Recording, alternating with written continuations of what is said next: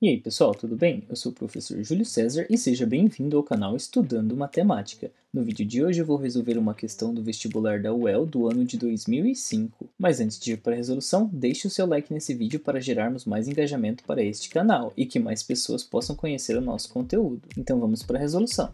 No enunciado nós temos: um artista projetou uma escultura para ornamentar uma praça. A escultura será composta por vários cubos construídos com material transparente, os quais possuem 13,5 metros quadrados de superfície total cada um. O escultor deseja colocar uma barra de ferro na diagonal de cada cubo. Qual deverá ser o comprimento da barra de ferro? Então, pelo enunciado, sabemos que o artista projetou uma escultura que é formada por vários cubos e que a área da superfície total de cada um desses cubos é igual a 13,5 metros quadrados. Além disso, ele deseja colocar uma barra de ferro na diagonal de cada um desses cubos. E a pergunta é, qual deve ser o comprimento dessa barra de ferro? Assim, nós precisamos determinar a medida da diagonal de cada um desses cubos, que são representados por essas barras de ferro. E as informações que nós temos são relacionadas à área da superfície total de cada um desses cubos. E como temos como informação a área da superfície total, precisamos pensar em uma maneira de relacionar a área da superfície total de um cubo com a medida de sua aresta para, no final, relacionar essa medida com o comprimento da barra de ferro, que é representada pela diagonal do cubo. Aqui nessa imagem nós podemos ver a planificação de um cubo, e ao planificá-lo nós temos que ele será formado por exatamente 6 quadrados, e o que nos foi dado é que a área da superfície total é igual a 13,5 metros quadrados, ou seja, essa área é a mesma área de 6 quadrados que representam as faces desse cubo. Nesse sentido, podemos pensar em uma relação para a área da superfície total de um cubo, na qual a área que está sendo representada por esse A maiúsculo, ela é igual a 6 vezes a área de cada uma dessas faces. E como cada face é um quadrado, então nós temos que a área da superfície total de um cubo é igual a 6 vezes A ao quadrado, sendo esse A minúsculo a medida da aresta desse cubo.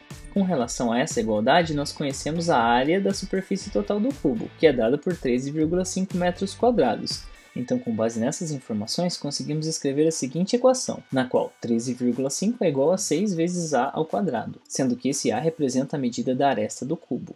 Então, como 6 está sendo multiplicado, nós vamos considerar a operação inversa e teremos 13,5 dividido por 6, que é igual a A ao quadrado. Bom, então vamos resolver essa divisão. Para resolver essa divisão, primeiro nós precisamos igualar as casas decimais após a vírgula. Aqui no 13,5 nós temos uma casa, então aqui precisamos ter também uma casa. E uma vez que nós igualamos as casas decimais, nós podemos desconsiderar a vírgula. Assim, precisamos dividir 135 por 60. Bom, então para realizar a divisão, vamos considerar todo o 135.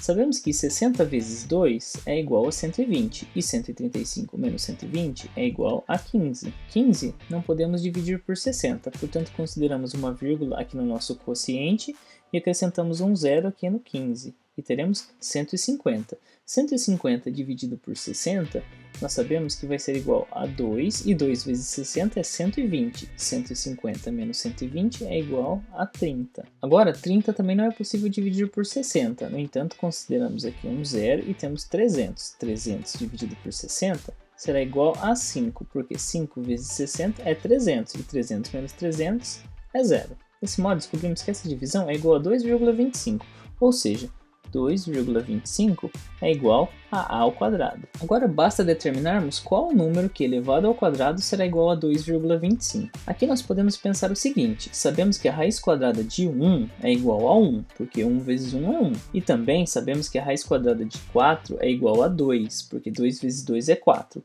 Portanto, a raiz quadrada de 2,25 está entre 1 e 2. Além disso, sabemos que 15 vezes 15 é igual a 225, ou seja, é um número muito parecido com esse.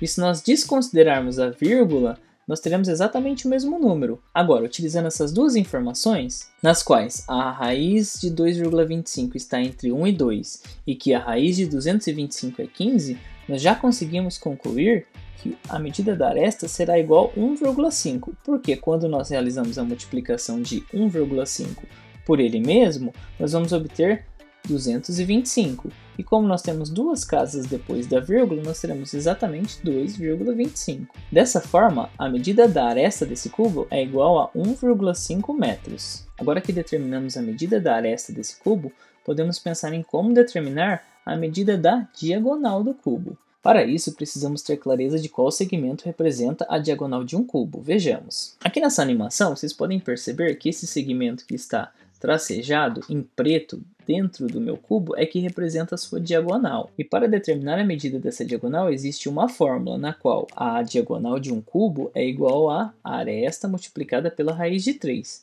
Então vamos entender por que essa fórmula funciona. Bom, aqui nesse cubo, vamos considerar que a medida de suas arestas seja igual a A. Portanto, essa aresta mede A e essa também. E essa medida aqui, ela é a diagonal de uma das faces desse cubo, o que é diferente da diagonal do cubo. E para determinar a medida dessa diagonal da face, eu posso utilizar o teorema de Pitágoras ou utilizar a fórmula da diagonal de um quadrado, na qual eu sei que a diagonal de um quadrado é dada pela medida de seu lado multiplicada pela raiz de 2.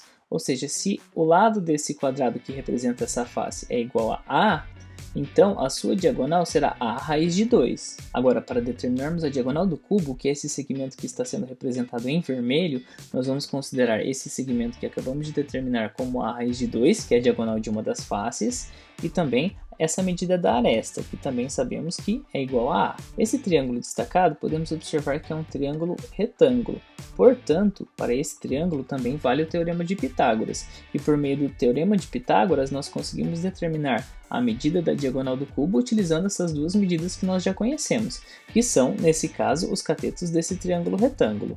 Eu vou chamar de D, a diagonal do cubo, e nós teremos a seguinte relação, que D ao quadrado, ou seja, a medida da hipotenusa desse triângulo retângulo ao quadrado, será igual a A ao quadrado, que representa um dos catetos desse triângulo, mais A raiz de 2 ao quadrado, que representa o outro cateto. Assim nós temos que D ao quadrado é igual a A ao quadrado mais. Aqui nós temos A raiz de 2 ao quadrado. Portanto, vamos elevar A ao quadrado e raiz de 2 ao quadrado. É uma propriedade das potências. E nós teremos A ao quadrado vezes raiz de 2 ao quadrado será igual a 2. Assim nós temos que A ao quadrado mais 2A ao quadrado é igual a 3A ao quadrado. E agora, para determinarmos a medida D em função de A, nós vamos extrair a raiz quadrada dos dois membros da igualdade. E nós teremos A raiz de 3. E aqui nós só consideramos a resposta positiva porque estamos tratando de medidas. Por fim, nós concluímos que a diagonal de um cubo ela é igual à medida de sua aresta multiplicada por raiz de 3. E na pergunta do nosso enunciado, nós precisamos determinar o comprimento da barra de ferro. E a barra de ferro é representada pela diagonal de um cubo. Nós já conhecemos a medida da aresta desse cubo. Nós determinamos que a aresta desse cubo ela é igual a 1,5 metros. E com essa medida, nós conseguimos determinar a medida de sua diagonal. Ou seja, a diagonal do cubo será igual a medida da aresta, que nós temos aqui nessa relação que nós acabamos de encontrar, que é 1,5 multiplicada por raiz de 3. E essa medida é dada em metros. Dessa forma, conseguimos já responder qual deve ser o comprimento da barra de ferro. O comprimento da barra de ferro deve ser igual a 1,5 vezes raiz de 3 metros. Se você resolveu essa questão de uma outra maneira, ou se ainda tem alguma dúvida sobre algum ponto da resolução, escreva para mim nos comentários. Assim podemos compartilhar diferentes estratégias de resolução. E também não se esqueça de se inscrever no meu canal, para ficar por dentro de mais questões, desafios, problemas e suas resoluções. Confira também as playlists que eu vou deixar listadas aqui. Muito obrigado pela sua atenção e até os próximos vídeos.